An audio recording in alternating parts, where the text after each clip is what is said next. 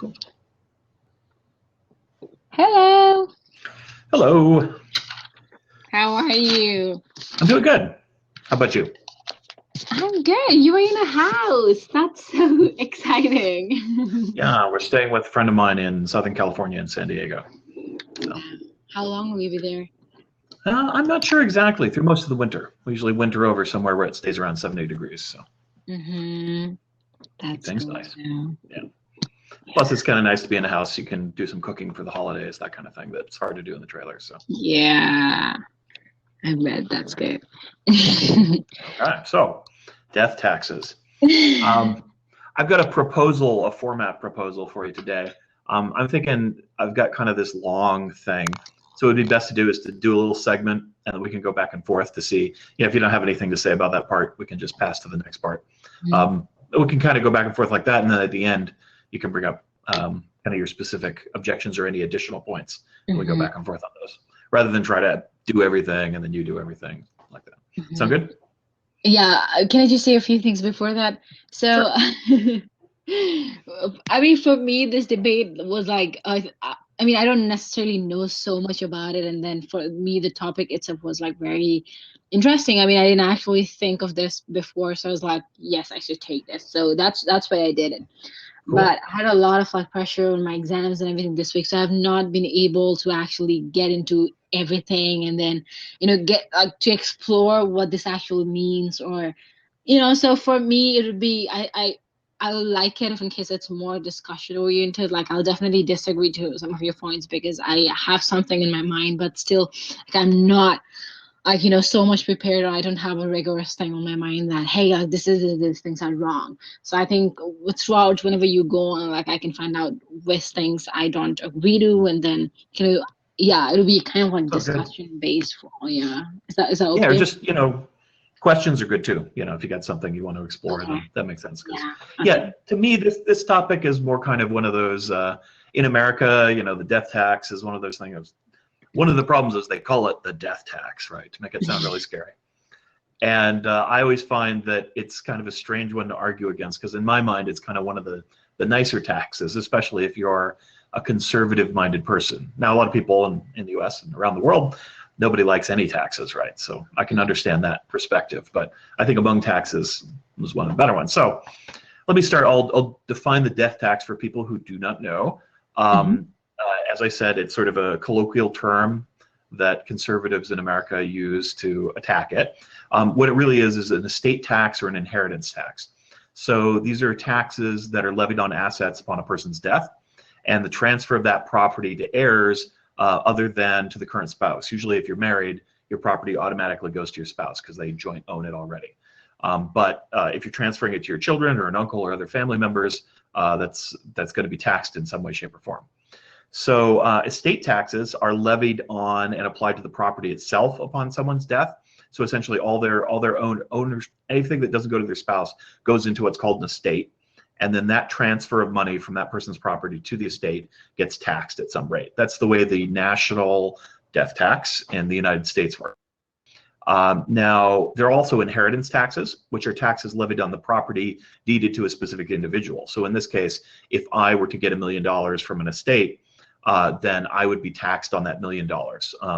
It's usually taxed at a different rate than income is. In some ways it's higher, in some ways it's lower, depends, but it's usually considered different from regular income. So that's the difference between inheritance tax and estate tax. But generally speaking, in the US, they're both considered death taxes. They're inheritance. It's just a question of whether you tax the estate or you tax the individual who's receiving from the estate.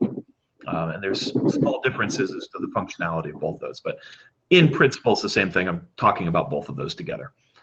In the U.S., inheritance is treated not like regular income. So if normally I pay income taxes from work that I do, but you don't do that with inheritances. It's only covered by these special inheritance and estate taxes.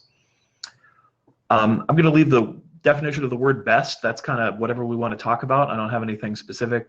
I'm not proposing a particular value, but I'm going to bring up some values here in the next part and as some of the ones that I feel like are relevant to the discussion. So anything to say about our definitions here? I don't think I got the clear difference between those two taxes you mentioned, Okay. like the state tax and the inheritance tax. Yeah, I didn't get the clear difference between the two. Okay, so here's the practical difference between the two. So if I have an estate tax, the money is kind of not taxed from any individual, it's taxed against the estate. So all my money goes into kind of a pool, and a lawyer somewhere who's managing this estate process evaluates the estate. So you figure out how much everything that the guy has is worth, or lady, or whatever. So let's say it's $1 million, right? And let's say there's a 10% tax on the estate tax. That's kind of a low one, but let's say that's what it is. So the estate owes $100,000. The person who owes the $100,000 is dead. The money is owed from the estate itself. So some of that money has to be liquidated by the lawyers or by the family in trust of the person who previously owned it, and then paid to the state. Once that's done, the remainder of the money can be distributed to whoever, however, right? And it's not going to be taxed, generally speaking. As where an inheritance tax, the estate all goes together and it's not necessarily taxed. But then say the person bequeathed $100,000 to me as an individual, and there's a 10% estate tax. I, Siegfried, would be responsible for paying $10,000 as opposed to the estate. So I would take all the stuff that the estate gives me, the $100,000 and whatever it is. A lot of the time it's in stuff. It's like property and deeds and things, not just cash. I would have to then come up with $10,000 to pay the government at some point. I could take that from anywhere I wanted. I could, cash out my bank account or however I wanted to do it, but I owe the government $10,000. As where with the estate tax, I don't owe the government anything. That gets taken care of before I receive any money. If that makes sense. Yeah. So and in the United States, you actually have both. Usually, the federal government has an estate tax that's paid from the estate before anybody gets the money, and many of the states have an inheritance tax. So if I get money from an estate, I have to pay some money. So that's kind of how that works. And the difference between the two. And it just tends to be some are more convenient than others in different situations. So it depends on which one's better. I don't have a strong opinion, and most of my arguments aren't really based on the differences. Does that make sense? That's interesting. Yeah, much clearer like on that part now. Yeah, you can go ahead with your arguments and then I can talk about it. Okay, so I have these understandings and observations, which are kind of predicated on my actual points themselves. It's sort of a complicated argument. So first of all, my first contention or understanding is that estates are private property belonging to the deceased. So until a will has been executed, a person is rightly owned by their descendants. A son or a child can legally steal from their parents. So if I'm somebody's child and I break into my father's bank account and take $10,000, I'm stealing. It's not my money, right? So they don't have an automatic legal right to their parents' property upon their parents' deceased, or anybody else who would be an inheritor from the will, right? So until the will is executed, it's not your money. Does that make some sense? Okay. And that comes important a little bit later. It's just, some people feel that that my father's money belongs to me upon his death, right? It's sort of automatic that somehow that money goes to your descendants. That's not true. That's only true with a spouse. So a spouse actually does co-own that property, but children and anybody else doesn't. Do you think does it have a difference in terms of culture? Because I mean, in Nepal it would be the same. The way you said it, if in case like someone's father is dying, the money gets into like, I mean, the house is owned by the children now, and then the money, whatever he has, farm or anything, any business, it automatically goes to like the children. Yeah. Yeah, it could be. I don't know about the laws in other countries. And I know culturally that's kind of an expectation. It's like it's family money, it stays in the family. But I don't like in Nepal, like if you went and sold your father's cow, right? Would you be stealing? Would you have committed a crime or not? No. No. Okay. Yeah. So that's a difference. In the United States, that would be a crime, right? You'd get prosecuted if the family chose to. Like they'd have that option. They don't. That's interesting. Yeah. So I do think there's a cultural distinction there, and probably in the past in Western culture, it was more like automatic, right, and just assumed. But a little different, these days. Yeah. Okay. So actually. All right. And if in the case of like the polyculture, if that property is assumed to already be owned by the students, that makes a big difference in the kind of the legal understanding of this and whether it's justified or not, right? Because then it's suddenly like you're just taking the money for no good reason at that point, almost, right? Okay, so things okay over there? Just a second. What the heck? Oh, I was trying to charge my laptop and then I just got all this tangled. Okay. I'm good. All right, so number 2 is taxes are necessary for the operation of a state. So a state needs source of income, and taxes are the normal way that's done in modern society. It makes sense for citizens who in theory benefit from the state's operation to pay for the operation of the state. Income sources like land sales are very limited. That's how the early United States government was funded. We didn't have a lot of taxes initially, but the government had all this land that it got from treaties and wars, and it sold it to people. That's how it made most of its money initially. But you can only do that for so long. Income sources like tariffs are common early state mechanisms, but usually they don't raise enough money for a modern state, and they tend to disrupt commerce in various ways, especially if they're too high. So we kind of have to have taxes is kind of my second point. So you got to come up with money from somewhere. Any thoughts on that?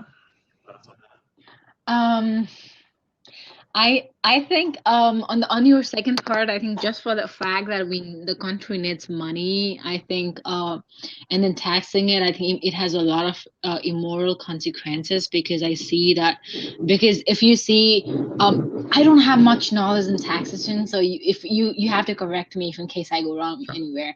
So I think whenever a person actually buys a property, and then there's already a tax that's I can levy on it when the person actually owns the property, and then I don't understand like why there should be another taxation when the person is actually just giving up the property, because the person already paid a certain amount of tax to receive it. And then now why should it be done? I think I don't really understand the urgency for this to be done. And secondly, in terms of, I think, talking about the topic itself, when you say this is the best tax, are you comparing this to anything else, or on what level do you decide this is the best form of tax? Because I know that there are a lot of controversy surrounded on it in terms of the moral perspective as well. And I think so as I said in the first part, like just for the fact that the country needs tax, like what about the moral consequences or any like disbenefits this brings? I think it does not outweigh the fact that the country needs money. I think the disbenefits it is posing is actually even more. In fact, I actually found out a study that says that the state tax has reduced the amount of capital stock in the economy, is described in the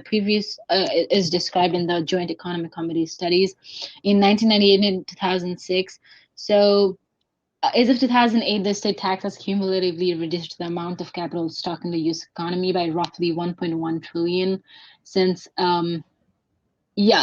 which is equivalent to 3.2% of the total capital stock. And I think if in case I had like time to properly get into it, I could have like an argument based on it and on the evidence that I kind of elaborated, but I didn't really have anything on my mind. But like that's the survey I found. That's the result I found. So it seems like it's actually decreasing the capital stock too, because I actually have a few things on this part, but I'll just explain it later. I'll just give the mic to you for now. Well, I'll bring that back down towards the end here as a counterpoint, because I think it's a counterpoint that I read about as well, and I think bears discussion. So at this point, I'm just sort of trying to establish that we need taxes at all, right? Because wouldn't it be nice if nobody had to pay taxes? Yeah, that'd be great, right? But I want to say, the money there has to be money, has to come from somewhere. So we need some kind of a tax. And yet my approach is to try and say that the death taxes in some fashions are better than other taxes, or at least more in keeping with certain values that I'm going to get into in a minute here. And so we can look at, usually the other sources of property taxes are income taxes, sales taxes, property taxes, and corporate business taxes. Corporate business taxes are really just income taxes on corporations, right? As where most other businesses are covered by personal taxes because they're privately held businesses, so they're just Siegfried's income if I have a business, right? As opposed to a corporation which is owned jointly by a bunch of people. So those are the main sources of taxes. Now, the estate tax in the United States is a tiny, tiny tax, really. It accounts for 0.7% of federal revenue, so it's really small. I think it should be a little bit bigger. It used to be larger in the past. We'll go on with these. Number 3, and this is kind of a little more contentious here, the value of equal opportunity and meritocracy.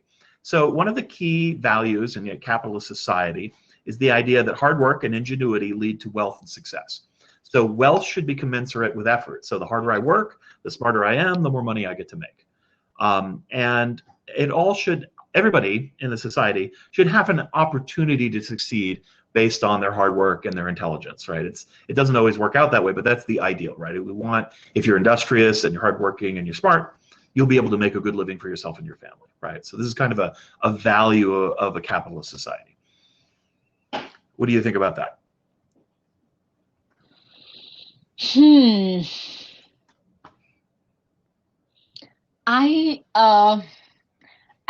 you think that you see about like the income inequality would come here? Because if we see the same taxes and we are applying maybe on rich people, like who have more wealth, like, you know, and then who have more assets, and maybe the same taxes on poor people too, like, because I think it'll be the same anyway. So in that case, I think the poor would be disbenefited because, That's my next point, so I'll go ahead and read that. Okay. Number 4 is wealth inequality creates social problems. So one challenge that capitalist economies have is wealth accumulation and concentration among a small portion of the population, while larger groups are poor in wealth. So because capital itself is a source of wealth, so the way capitalism works is I have a factory, the factory makes widgets, the widgets make money, therefore the factory, the piece of capital, earns me more income, right? So capital earns income. Land is another big part of capital. I have land, I can use it for farming and make more money. So the more stuff I own, the more wealth, the more capital I have, the more money I can make. If I just have a pile of banknotes, I can lend it out to other people and make interest money. So any kind of capital generates more capital. And the end result is the more capital you have, the more capital you get. The more capital you get, the more capital you have. Boom, boom, boom, and it builds up like that, right? Until you fritter it away somehow, right? Mm-hmm. So generally speaking, wealth makes more wealth in a capitalist economy. This leads to a concentration of wealth. The people with the most wealth tend to earn more and more and more, and they get bigger and bigger piles. It's not that everybody else gets poorer, but they just kind of stay at a low level. They don't have a lot of capital, so their ability to build and develop capital is weaker compared to somebody who starts with a whole bunch of capital. Mm-hmm. So you get inequality and you get money moving up the pyramid, especially when it comes to lending, right? So if I'm a lender, I make more money with my money. If I'm a lendee, my money slowly bleeds out to the people who already have it that can lend it. And so that's what happens over time. The rich get richer. The poor don't really get poorer, but they just kind of stay relatively poor in the society. At least the American experience is that. Poor people actually have a better standard of life than they used to. The middle class, however, has kind of shrunk, right, over time. But the ultra rich have amazing amounts of money, right? Just truly mind-blowing in many respects. So this is one of the problems, and it leads to problems in society. If the poor get too poor and dissatisfied and can't relate, you get communist revolutions, you get coups of state, you get crime problems in the inner cities where people don't really have any incentive to keep their society safe. They just need to steal in order to live. You get problems like that, right? So these kinds of inequalities lead to social discohesion problems. I mean, it's not really a problem if people are wealthy. That's not a problem. What's problem is when they have so much disproportionate power and control compared to everybody else, right? Leads to a lot of dissatisfaction. So that's a problem I think exists inside of capitalism. What's your thought on that? Yeah, I'm on the same page in that case, because I think there's definitely a difference between like how people how families spend their money. Like there are rich families who spend maybe their fortunes wildly, and then in fact this tax would actually penalize those people who actually save. Like, you know, there are different kind of families, and then I think there was an actually author or someone who actually told that this violates the principle of horizontal equity, which holds that the similar people should face similar tax burdens. I mean, so it just talks about how estate tax is actually benefiting the rich, and then not applying the same thing to the poor. And then I think that violates the principle of horizontal equity, and then which was a yeah, I mean, like, even though I know the concept, I don't know like the exact terms. So horizontal equity was a new thing to me. Sure. I'm not so much into economics, so yeah. But I think, go ahead. I was going to say, I have an economics degree, so we can get into that. I can explain some of that. Yay! I mean, I have an economy class next semester because I thought I want to take one. This is very interesting. I think like it's very important that anyone like has, you know, a certain knowledge of the economy. And then yeah, but for me the problem is that I don't know the technical terms. Like, even though I have ideas, like, you know, I have a friend like who was studying like accountancy, chartered accountancy. So he has like, you know, most things about like economics, finance, taxes, and then so whenever I need things, I could just go up to him, and then he like tells me everything. I know the things you're hitting, but I just don't know the right terms for it. Like, you know, they have strong terms. Oh yeah, but because there's a lot of very technical things, and so you get terms to describe this. Okay, so what makes the death tax the best? I've got 3 points here, and we'll kind of do them one at a time. Then we'll talk about some of the potential problems that there are. And I think the thing is you try to figure out how you deal with some of those problems. So the first one is you don't need money when you're dead. Like pretty much every other tax taxes people while they're alive, and you have living expenses. So property tax taxes you every day just for living on the ground that you live on. Income tax taxes the work that you do when you try to make money. So you need that money in order to feed yourself, to feed your children, to build your house, et cetera, et cetera. However, when you're dead, you don't need any money. It doesn't do you any good. So taking your money away when you have died does not hurt you because you have no need of it.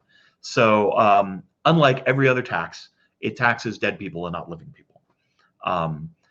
The only way around that is there's an automatic presumption that that money now belongs to somebody else. It's actually the children's money now, right?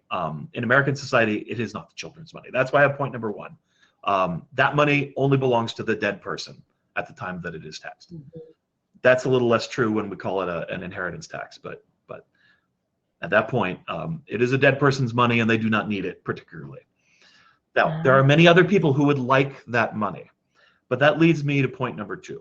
And this has to do with my principle of egalitarianism and with equal opportunity, right? Which is point number 2 is inheritances are unearned income. A child generally didn't do any work in order to get the money that they inherited. They just had to have their parent die. The parent is the one who earned that money and saved that money and built that money.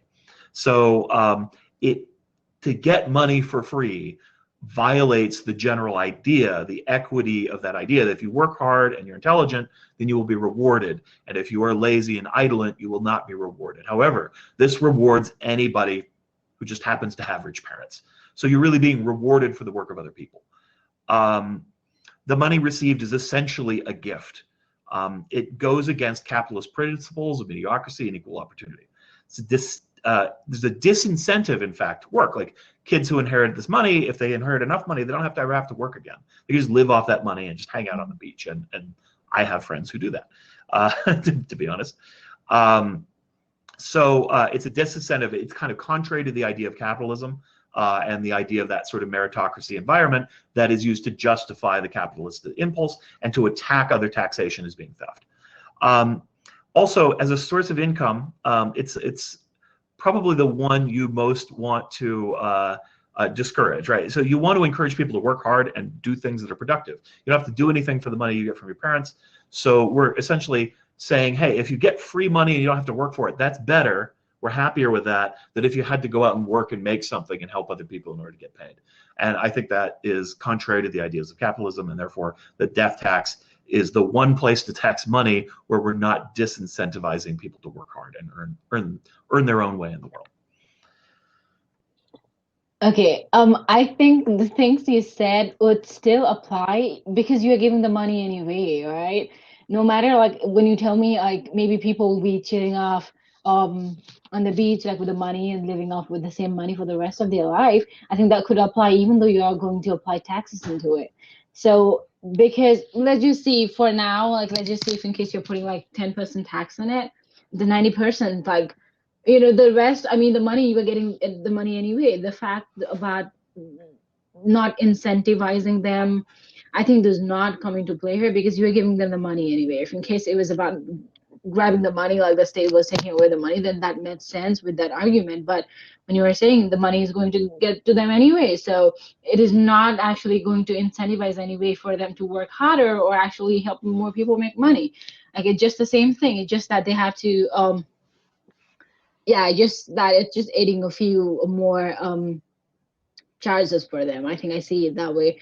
But I think death tax for me, I think it would sound immoral because I think I mean, as I said before, to the person has already paid a certain amount of tax in owning that property, and then so when the person is alive, like okay, that's cool, but how does the property become like the society's or maybe the country's property at the moment of death? I think that's something I think is yeah, I think that is immoral, and then it's not something a country should do, because I think one has the right to property, and then there is no limit beyond like which a country can actually suddenly decide that you have lost that right. Okay, because after you own it, you own it. So I think there's no fine line when you can be all, the country comes into play and they're like, hey, like that's no more yours, and that like Well, you're dead, the right? country, I don't think. How could it be yours if you're dead? Right. That's my first point. Right. So it's not yours anymore. No, You're right. gone. Your ghost's going to spend the money, right? I don't understand how that works. Used to be people were buried with their money, right? The kings with all the gold would be piled in the coffin. That's a better idea. idea. I think it was better to allow that money to get used for the benefit of society, right? So I have two responses, and I have one response to both of your points. Okay. Which is that my argument, this is the best tax. Not that, I say, well, we have to have some taxes, right? Would you rather be taxed while you were alive or while you're dead, right? I would rather be taxed when I'm dead than when I'm alive. I would love it if I paid no tax for most of my life. And then when I die, the government just takes everything, right? That'd be great. I'd love that. Now, of course, I would probably give away most of my stuff before I died, but, right. But generally speaking, if I have the choice, and this is about what's best, not do I want to pay any tax at all, because no, I don't, of course not, right? But do I want to pay taxes while I'm alive or am I dead? I would rather have a high rate of tax when I'm dead and a low rate of tax when I'm alive.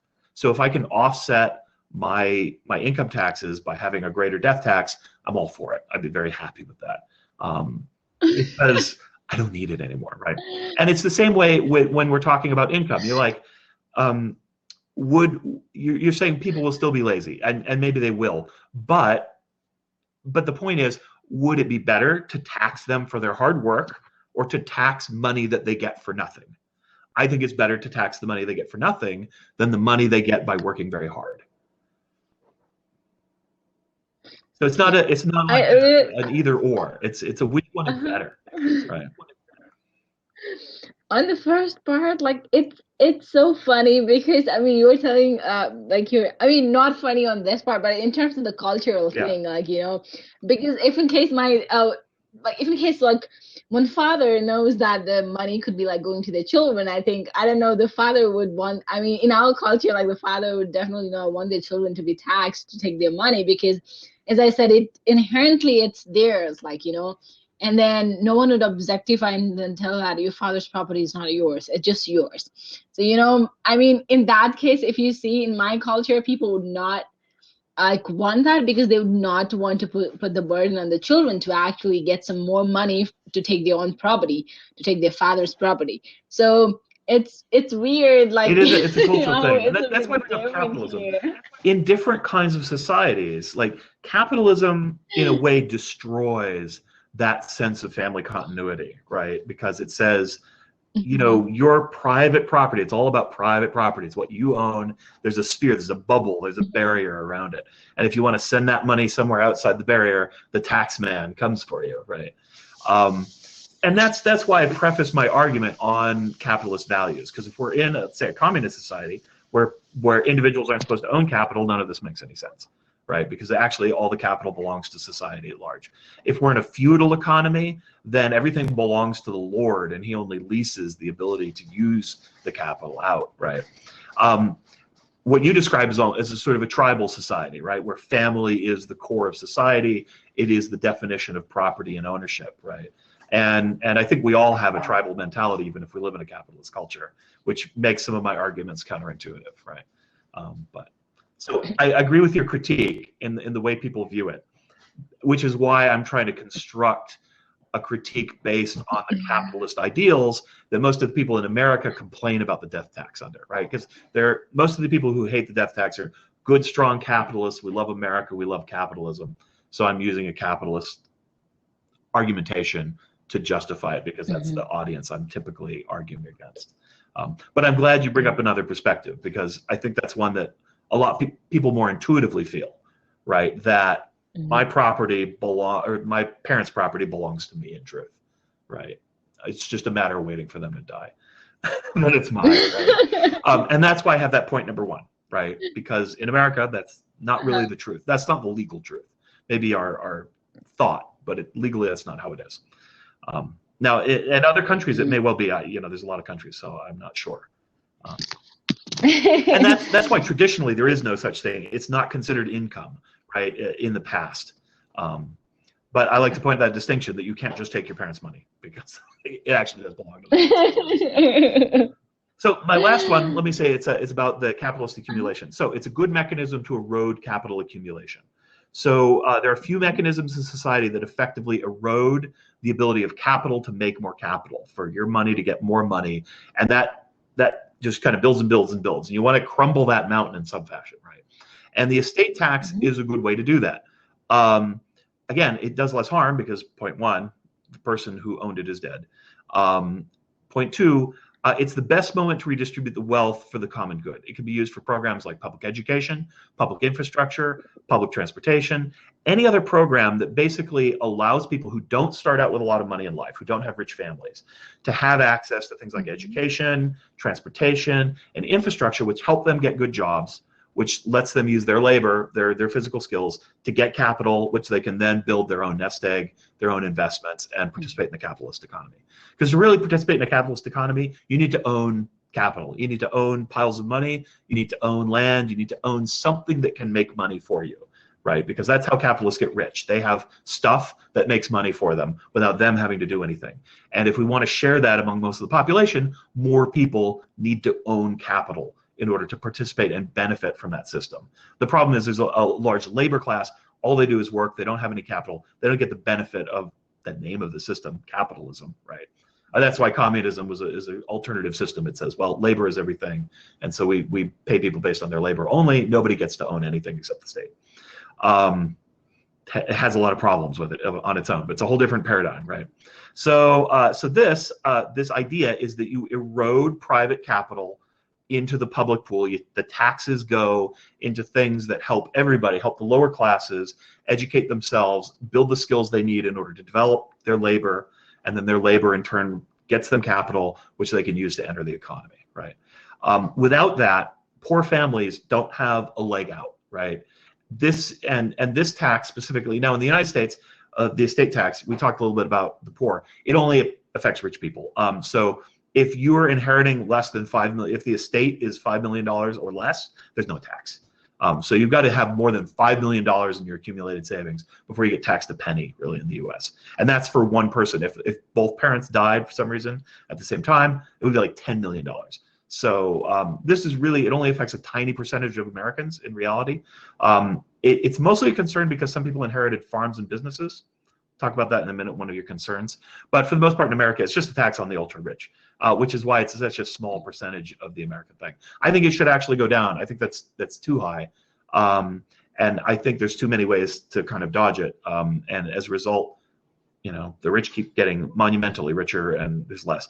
Now, you talked a little bit about how, and this is the disincentive to savings and liquidity, right? How the estate tax forces people, essentially, they're like, well, I don't want to have this big pile of money that gets taxed. So what I'm going to do is I'm going to push it out over time, right? I'm going to invest it in things, or I'm going to put it in annuities. I'm going to give it to my kids as I grow older. So it prevents the accumulation of this pile, and it forces the person who owns it to spread it out. But to me, that's a good thing. Just because the government doesn't get a big pile of money at the end is okay. Because if this money is flowing out of estates, if it's forcing people to disaccumulate wealth in these kind of products and to spread it out to their children earlier, I think that's probably better. It's going to create, a more dynamic situation for kids. Now, maybe it'll dodge some of my advantages, but I think there's a happy medium.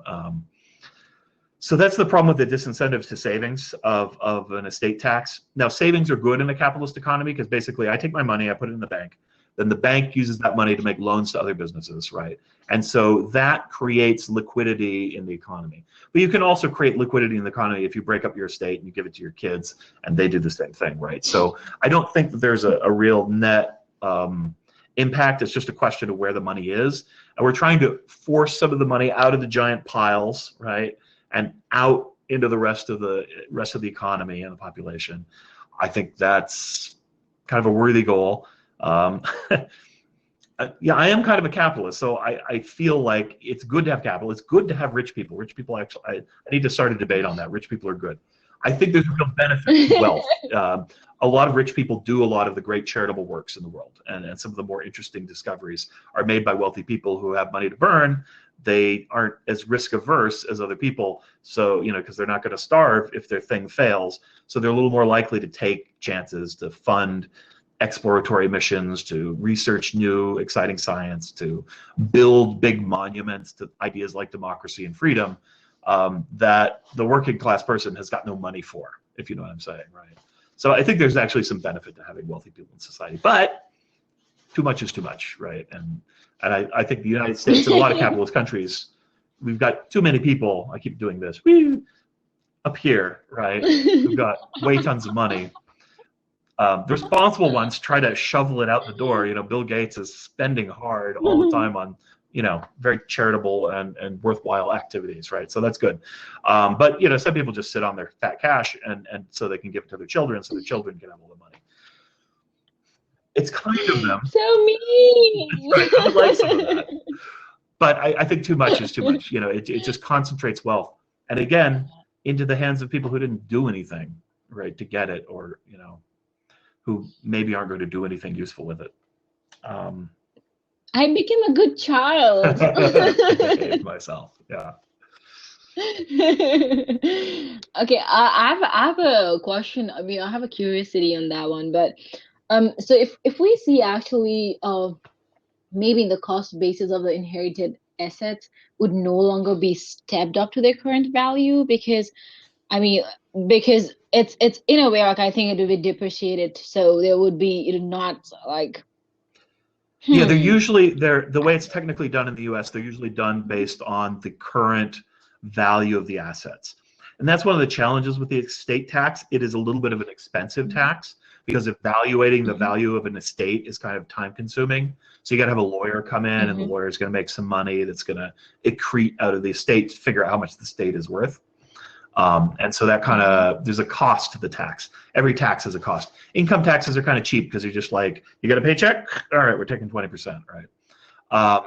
As where estate taxes, somebody's got to sit down and figure out how much everything is worth. So usually it's done based on the current worth of the items being sold.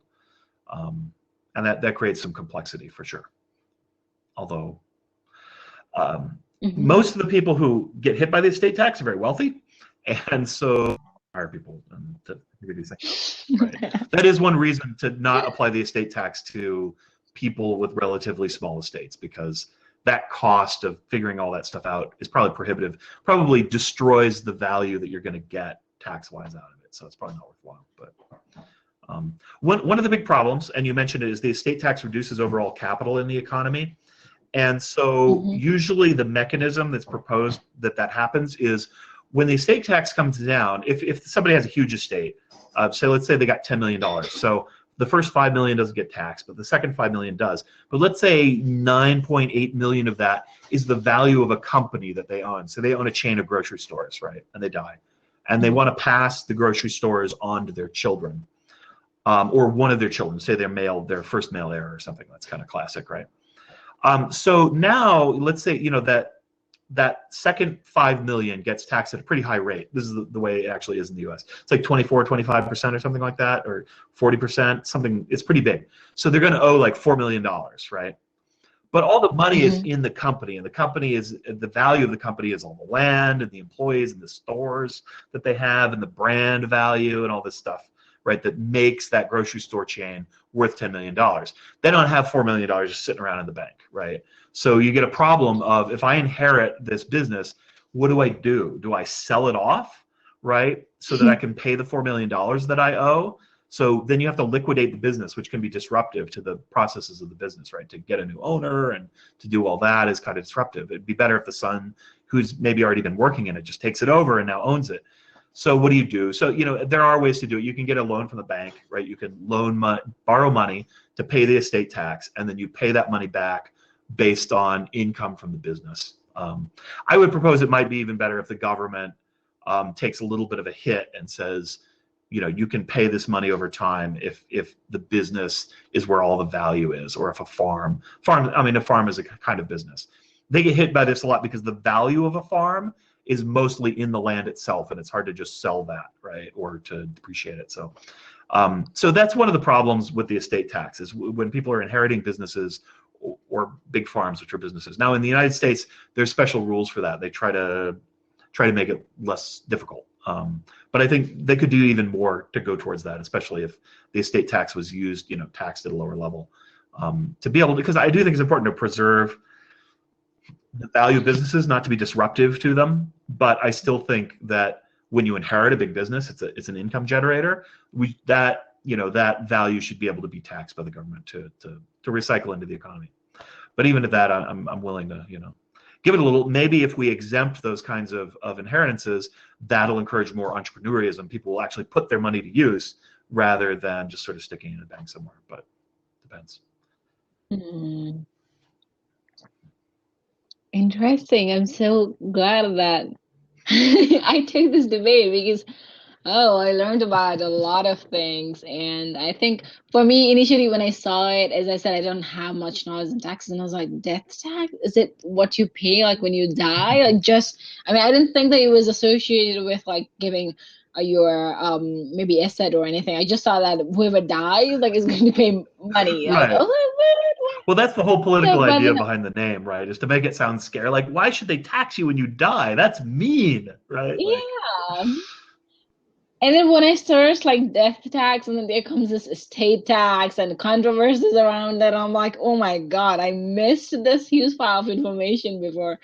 And then, but yeah, so I didn't get time to actually go through everything. But I think this could be a really good topic, even in terms of a heated debate, because I think there are definitely many bad sides to it too. If in case I had the chance to articulate it more, I think it would have been better. But so I think this is a very nice topic in terms of that part too, because I think, yeah, it's interesting. I mean, the way you have explained it, and I think I see cultural differences in it too. So that's that's interesting. Today, I think I spent an hour explaining economic differences and then cultural differences in Nepal too, in American.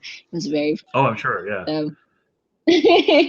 Some of my best economics classes were from people from different countries. I had a Iranian professor, and her topic was developmental economics, and she spent a lot of time explaining how a graft economy works. So in Iran, in a lot of the oil-rich countries, what happens is the government owns the oil makes tons of money, right?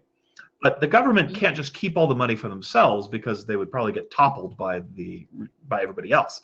So the way a graft economy works is the government finds ways to distribute that money out into the economy. And usually it happens by giving people jobs. So the government hires people to do sometimes nonsensical, pointless, bureaucratic things, just so that they can take some of this oil money and spread it out into the economy, so there's enough political allies to continue to support the government and its institutions, right? So they have to think of creative ways to send money to people. It's basically sort of forced corruption, right? Because if they just kept it all for just the few people that ran the government, for the princes, right, they would be unpopular, and eventually somebody would unseat them. So it's essential for them to spread the money out, right? And they have to come up with silly ways to do it sometimes. And so it turns into a big economy of you do favors for me, and everybody does favors for each other, and in exchange, government money just gets sent out all over the place. And that was fascinating to learn about. So.